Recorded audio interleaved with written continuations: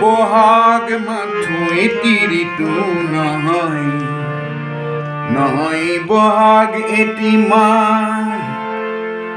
অসমীয়া জাতিৰ আয়ুস ৰেখা, গণজীৱনৰ ঈশা,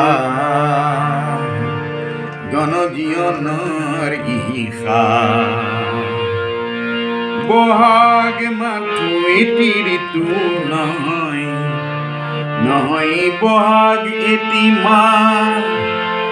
অসমীয়া জাতিৰ আয়ুস ৰেখা, গণজীৱনৰ ঈশা, গণজীৱনৰ ঈশা, গণজীৱনৰ ঈশা, গণজীৱনৰ ঈশা।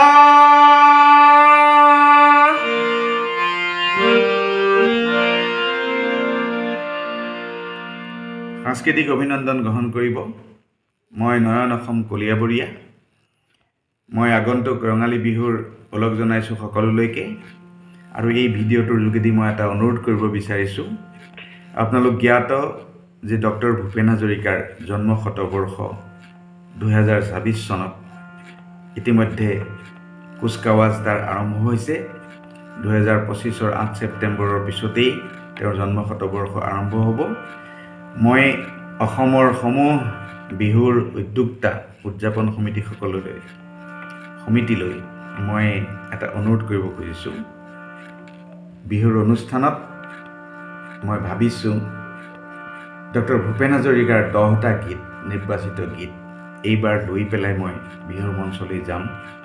আৰু এই অনুষ্ঠানটো সম্পূৰ্ণৰূপে হ'ব সাংস্কৃতিক সন্ধিয়াৰ উদ্বোধনী অনুষ্ঠান। মোক মাত্ৰ আধা ঘণ্টাৰ পৰা 45 মিনিট সময় লাগিব।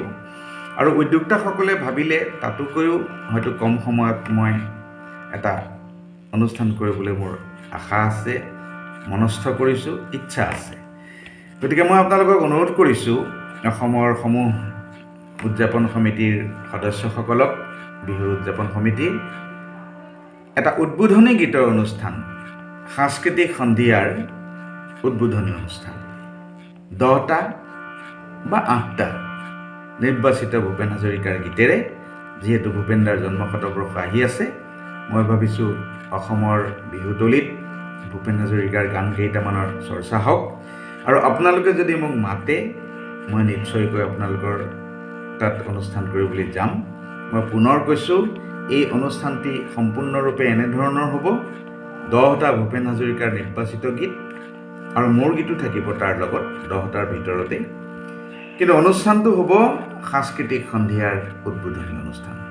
এই ভিডিঅ'টো মই সামাজিক মাধ্যম যোগে আপোনালোকলৈ প্ৰেৰণ কৰিছোঁ আৰু মই আশা কৰিছোঁ আপোনালোকে শ্বেয়াৰ কৰিব মোৰ ফেচবুকৰ বন্ধুসকলে। লগতে অসমৰ বিভিন্ন নিউজ পৰ্টেল বা নিউজ চেনেল তেওঁলোককো এই ভিডিঅ'টো প্ৰচাৰ কৰিবৰ বাবে অনুৰোধ কৰিছোঁ। বিশেষকৈ এটা কাৰণত, ডক্টৰ ভূপেন হাজৰিকা ভাৰতৰত্ন মানৱতাবাদী শিল্পী, তেওঁ সেইখিনি গীতেৰে বিশ্বৰত্ন হৈছিল। গতিকে সেইগৰাকী ব্যক্তিক আমি বহাগৰ মঞ্চখনত সোঁৱৰণ কৰোঁ। নতুন প্ৰজন্মৰ আগত তেওঁৰ নিৰ্বাচিত কিছু গীত আমি দাঙি ধৰোঁ। যদি আপোনালোকে বিচাৰে, মই যাম সাংস্কৃতিক সন্ধিয়াৰ উদ্বোধনী অনুষ্ঠানলৈ। ধন্যবাদ।